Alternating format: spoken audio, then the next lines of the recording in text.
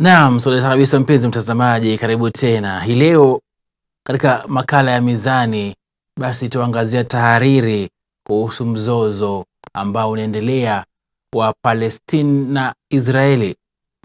Ni mashambulizi yasiyokuwa na kipimo ambayo yameendelea kati ya Israeli na Palestina kwa muda sasa. Ulimwengu ukigeukia kuzungumzia vita hivyo vilivyoanza upya mwanzoni mwa mwezi wa Oktoba mwaka 2023 wakati wa vita vya Ukraine na Urusi ukipenda Russia, ambavyo kufikia wakati wa kupeperusha makala haya Oktoba 19, 2023 vilikuwa bado vinaendelea. Israeli na Palestina ni nini hasa? Israeli ni nchi ya Mashariki ya Kati au wa Mashariki wa Mediterania. Taifa hili limepakana na Lebanon, Syria, Yordani, Misri na maeneo yaliyo chini ya mamlaka ya serikali ya Palestina. Israeli ya kisasa ilianzishwa Mei 14 mwaka 1948, lakini nyuma yake kuna historia ndefu ambayo kwa sehemu muhimu inasimuliwa na Biblia kama kiini cha historia ya wokovu. Mji mkuu wa Israeli umekuwa Yerusalemu tangu mwaka wa 1950, lakini nchi nyingi hazikubali hilo. Takriban 74.9% za wakazi wa Israel ni Wayahudi ambao wengi wao wanafuata dini ya Uyahudi, na 20.7% ni Waarabu ambao wengi wao ni Waislamu kwa 16%, ambao Waarabu hao ni Wakristo kwa 2%. Wahamiaji wengi wa Israel wasiopata uraia ni Wakristo. Na lugha rasmi inayotumika katika taifa hilo ni Kiebrania na Kiarabu. Lugha nyingine ambazo zatumika sana manyumbani Israeli ni Kirusi, Kifaransa na Kiamri, mbali na Kiingereza. Nayo Palestina ni taifa lililoko upande wa mashariki mwa bahari ya Mediterania, kati ya mkingo wa bahari hiyo na mto Yordani. Asili ya jina Palestine ilikuwa ni nchi ya Wafilisti iliyokuwa kanda nyembamba ya ardhi karibu na pwani ya bahari.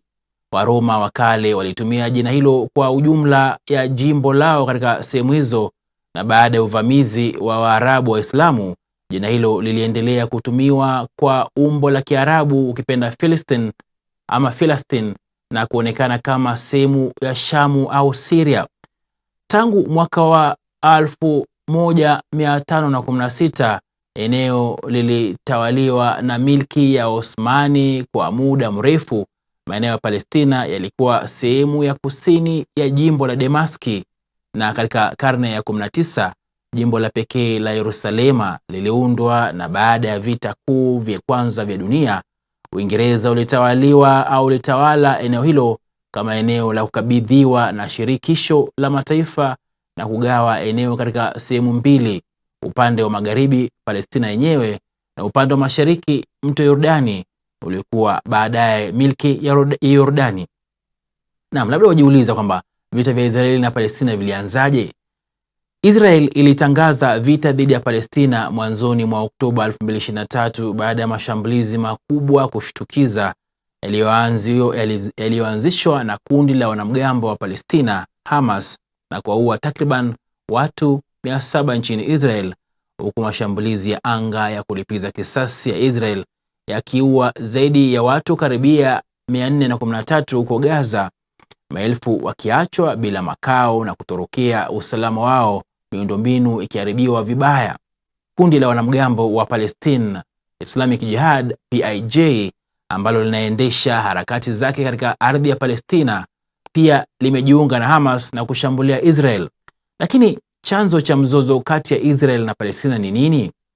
Mgogoro kati ya serikali ya Israel ama taifa la Israel na Palestina umekuwepo kwa miongo kadhaa sasa, na suala la umiliki wa ardhi ndio limetajwa kuwa nyeti zaidi, vita ambavyo vimeathiri mataifa jirani pia. Ugomvi wao ulianza katika karne ya 20 baina ya wakazi wa Yahudi na Waarabu wa maeneo ambayo leo hii yako chini ya Israeli na mamlaka ya kitaifa ya Palestina. Ulisababisha tayari vita 6 kati ya nchi ya Israel tangu kuundwa kwake mwaka 1948 na jirani zake za Kiarabu. Mapambano hayo yanaendelea mpaka wa leo na hayajapata suluhisho. Vita vilianza wakati wa kuongezeka kwa wahamiaji wa Wayahudi katika maeneo ya Palestina yaliyokuwa yakikaliwa na Waarabu. Kadhalika, kuzinduliwa kwa dola ya Israel kulisababisha vita ya kwanza baina ya Israeli na mataifa jirani zake, ambao wengi ni mataifa ya Waarabu. Waliona hatua hiyo kuwa iliwadhalilisha, hivyo pia kuwa chanzo cha mgogoro ama mgongano kati ya Israeli na nchi za Waarabu kwa ujumla. Baadhi ya wachanganuzi na wahubiri maarufu walio na historia kuhusu mataifa hayo mawili ni muhimu sana katika kuelezea chanzo cha ugomvi wa Israel na Palestina. Na katika makala haya ya Mizani ya Tahariri hii, mhubiri Askofu Kalisodede alichanganua na kuhadithia haya yote kupitia kwa kipindi cha Meat of the World kwenye kituo cha redio cha Hope FM na runinga ya Hope TV Oktoba 15, 2023. By the year 1880, the population of Palestine was just around 480,000 people. Out of these 480,000, 456,000 were Arabs. 24,000 were Jewish people. That's the year 1880. When the first Zionist conference took place, 87, that was the population around Palestine. Then after that conference that I've called the Zionist conference in 1887 in Switzerland, yes. There was an emphasis on the Israelis returning back, because these sentiments, anti-Semitic sentiments that were all over Europe then, there was a call for them to return back. It was called Aliyah returned back to Israel. And so the population began growing until by 1914, the Jewish population was actually 60,000 people in 1914. At this time, Palestine was given under the Jewish protectorate, or what was called the British mandate, the British protectorate. So the British were the one who actually came in and took over from the Turks. Yes. And we are told there were quite a lot of fights between the Turks and the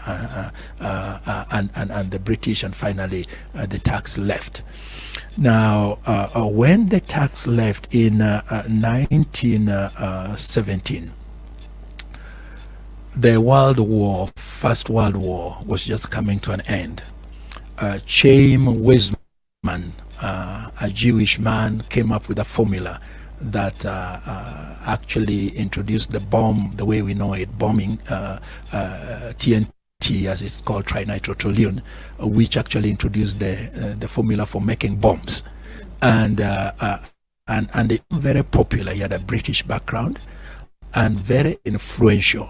And because he was very popular and influential because of this chemistry discovery that he had just made, he had a power with the British. And so he requested the British to give Palestine to the Jewish. And a document was signed then that was called the Balfour Declaration, 2nd November 1917.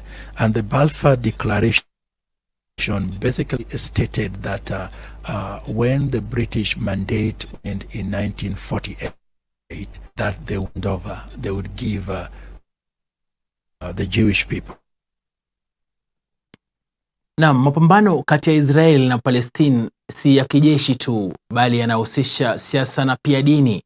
Wayahudi wa Ulaya waliokuwa wahamiaji wa kwanza kuwasili Palestina walichukua uhamiaji huo kama kurejea kwenye taifa la mababu, ambao basi mahali ambapo walisema kwamba ni taifa lao lingezaliwa upya, na pia kama ishara ya kutimia kwa sala ya Kiyahudi ya ombi kuwa waonane Yerusalemu. Lakini wakazi ambao walikuwa Waarabu wa Palestina waliowahi kuwasili kwa Wayahudi hao kutoka Ulaya kama harakati ya kikoloni iliyolenga kutoa ardhi yao. Je, mzozo huu ulianzaje? Uingereza ilichukua na kudhibiti Palestina baada ya mtawala wa eneo hilo la Mashariki ya Kati, Mfalme Ottoman, kushindwa katika vita vya dunia vya kwanza, ardhi ambayo ilikuwa ikimilikiwa na Wayahudi walio wachache na Waarabu walio wengi. Uhasama baina ya makundi hayo mawili ulianza wakati jamii ya kimataifa ilipoipatia Uingereza jukumu la kuwapatia makazi Wayahudi katika eneo la Palestina. Kwa upande wa Wayahudi, eneo hilo lilikuwa la mababu zao, lakini Waarabu wa Palestina pia nao walidai kumiliki ardhi hiyo, na hivyo basi wakapinga mpango huo. Kati ya mwaka wa 1920 na miaka ya 40, idadi ya Wayahudi iliyowasili katika eneo hilo iliongezeka, huku wengi wakituruka kuuawa barani Ulaya na kutafuta eneo la kuishi baada ya mauaji ya Holocaust ya vita vya dunia vya pili. Na kuanzia kipindi hicho, ghasia kati ya Wayahudi na Waarabu na dhidi ya utawala wa Uingereza ziliongezeka. Mwaka 1947, Umoja wa Mataifa ulipiga kura kwa Palestina kugawanywa kati ya mataifa ya Wayahudi na Palestina, huku mji wa Yerusalema ukiwa mji wa kimataifa, mpango ambao ulikubaliwa na Wayahudi ili ukakataliwa na Waarabu, hivyo basi wakatupiliwa mbali.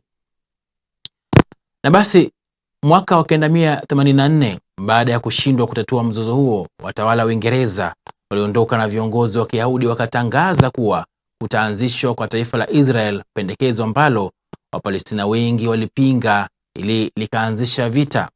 Wanajeshi kutoka mataifa jirani ya Kiarabu waliingilia vita hivyo kusaidia Palestina. Mamia ya maelfu ya raia wa Kipalestina walitoroka ama kulazimishwa kutoka katika makazi yao kwa kile walichokiita al-Nakba au janga la wakati vita vilipoisha mwaka uliofuata. Israel ilikuwa imejinyakulia na kudhibiti eneo kubwa. Mataifa jirani kama Jordan nayo iliteka ardhi iliyojulikana baadaye kama West Bank, huku Misri ikijinyakulia eneo la Gaza.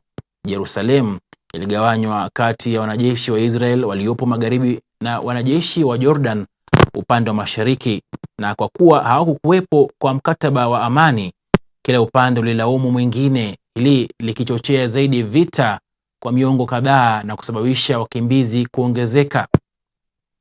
Na kwa ajili ya hiyo basi, wakimbizi wengi wa Palestina wanaishi katika eneo la Gaza na West Bank pamoja na mataifa jirani ya Jordan, Syria na Lebanon. Wao na wajukuu wao hawakuruhusiwa na Israel kurudi katika makazi yao kwa tuhuma kuwa hatua hiyo itaizidisha ama itaisababishia taifa hilo na kutishia uwepo wake kama taifa la Wayahudi. Israel bado inasalia kulidhibiti eneo la West Bank, na ijapokuwa iliondoka katika ukanda wa Gaza, Umoja wa Mataifa unalitambua eneo hilo kama eneo lililotekwa. Inadai kumiliki Jerusalem kama mji mkuu wake, huku Palestina ikidai kuwa Jerusalem ya Mashariki ndio itakayokuwa mji wake mkuu wa taifa lijalo la Kipalestina. Na ni Marekani pekee inayotambua kwamba Jerusalem ni eneo la Israel. Katika kipindi cha miaka 50 iliyopita, Israel imekuwa ikijenga makazi yake katika maeneo hayo ambapo takriban raia 600,000 wa Kiyahudi wanaishi, nayo Palestina inasema kuwa makazi hayo ni haramu na kinyume cha sheria ya kimataifa na ni kikwazo cha kuleta amani, lakini Israel imekana hilo. The number of Jewish people who are living in Palestine continue to increase as a result of this aliyah call, a call for return. Come back home. Continue to increase, come back home from Russia, from the Ukraine, from Europe, come back home from America, and groups started coming back, and their population growing slowly by slowly, and then between them and the Arabs, because the British has promised the Arabs to give them the land. The British has promised the Jewish people to give them the land. So the matter was taken to the UN for deliberation and discussion. Yes. And the UN discussed this, and in 1947, the UN came up with a plan and a proposal. The proposal was that the land would be subdivided into 2 states. Jerusalem, Jewish people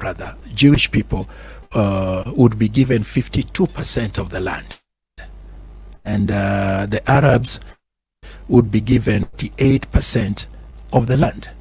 And the 52% of the land would actually consist of a population of 497,000 Arabs and 498,000 Jewish people living in this 52% of the land. Yes. And the 48% of the land would consist of 725,000 Arabs and 10,000 Jewish people who would live in the Arab region.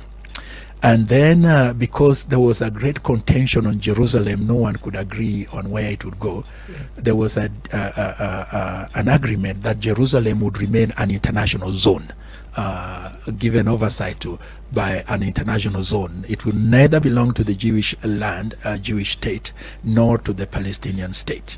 Yes. So this was agreed on, was passed. The Jewish people accepted the plan. The Palestinian Arabs rejected the plan. And so 1948 is coming. It arrives. The British protectorate or mandate is over. And the night the British protectorate is over, Chaim Weizmann, the same one that I had mentioned before, raised up the flag of Israel in Palestine and declared Israel as a state in 1948. Israel became a state. Yes. He did not wait for any more discussion. No. Just went ahead and raised up the flag. And when that happened, the neighboring Arab countries, Jordan, Syria, Egypt, Lebanon, and Iraq, actually attacked Israel.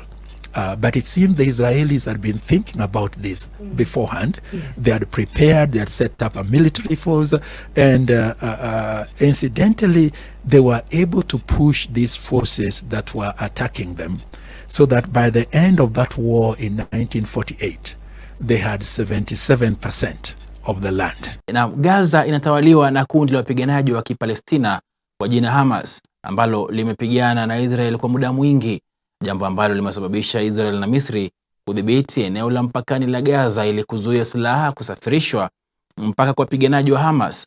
Japo raia wa Palestina wanaoishi Gaza pamoja na West Bank wanasema kuwa wanateseka kutokana na vitendo vya Israel na vikwazo, Israel nayo inasema inatekeleza vitendo hivyo ili kujilinda dhidi ya ghasia za Palestina. Kwa muda sasa kumekuwa na ghasia katika mpaka wa Gaza na Israel, raia wa Palestina wakishiriki maandamano wakiwataka wakimbizi kurudi katika makazi yao katika eneo ambalo sasa ni la Israel. Hata hivyo, Israel inadai kuwa waandamanaji hao wanatumika na wapinzani au adui wake kama ngao ili kuwashambulia. Lakini matatizo halisi kati ya waasi hawa wawili ni yapi? Na ni bayana kuwa kuna masuala kadha wa kadha ambayo Israel na Palestina hawawezi kukubaliana. Masuala hayo yanashirikisha maswali kama vile ni nini hatima ya wakimbizi wa Palestina, iwapo makazi ya Wayahudi ya West Bank yanafaa kuondolewa au la, na iwapo wawili hao wanafaa kutumia mji wa Jerusalem kwa pamoja, na jengine kubwa zaidi ni kuwa iwapo taifa la Palestina linafaa kutengezwa pamoja na lile la Israel. Licha ya kuwa mazungumzo ya amani yamekuwa yakifanyika kwa zaidi ya miaka 25 sasa, hakuna suluhu iliyopatikana kuhusu jinsi ya kutokomeza mzozo huo. Japo Marekani inatetea Israel na kuitaka iendelee kujilinda dhidi ya wavamizi wa Palestina, taifa hilo linaandaa mpango mpya wa amani ambao imeutaja kuwa mpango mzuri wa karne hii. Hata hivyo, Wapalestina wanasema kuwa Marekani inaipendelea Israel na kwamba hawatakubali mpango wote utakaoandaliwa na Marekani. Raia wengi ulimwenguni wakishindwa kuchagua waunge mkono taifa lipi kati ya Israel na Palestina, hasa wakizingatia historia ya mataifa hayo mawili jirani. Wanaunga mkono moja yazo, wengi pengine hawatambui historia yazo.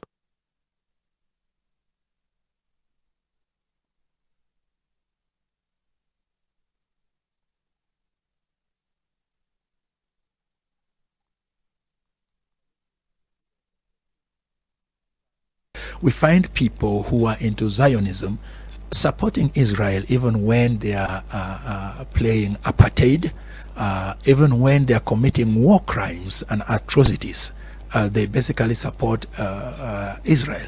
I think the position that perhaps may be better is to take the position of the angel that met Joshua. And Joshua meets with the angel and asks the angel, are you for us or are you against us? And the angel's response is, neither, but I'm for the cause of the Lord. Yeah. The better option is to ask the question, what would be God's stand in this place, in this position? And how does God view this position? So that when Israel as a community commits atrocities and they are involved in apartheid and they are involved in war crimes, we need to come out as a church and say, no, that is wrong. You are actually committing atrocity. You are treating the Palestinians. They don't have any other land. You want them to migrate to Sweden or someplace like that. As a matter of fact, earlier on in history, the world was thinking of bringing the Israelis to Uganda. There was a time actually when the thoughts were established for them a place in Uganda.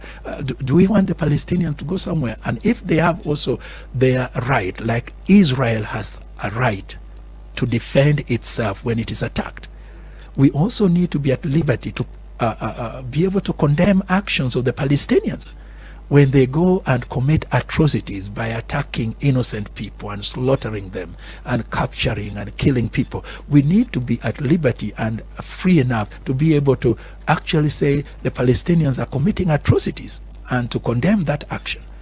Now that gives us the position of being not just neutral, but walking the line where we are on the side of God. Yeah. How would God have responded to this situation? How would Jesus have responded to this situation? Rather than just leaning on one side. I think that's important for us as we reflect on the current Israeli situation. Haya basi, mpenzi mtazamaji, ndio tamati ya tahariri ya leo kwenye makala ya Mizani. Tahariri hiyo basi ikiwa ni kuangazia ni kipi ama ni lipi basi kiini cha mzozo kati ya Israel na Palestina. Mie nimekuwa wako Nahodha Dickens Luvanda. Kwaheri ya kuonana tena.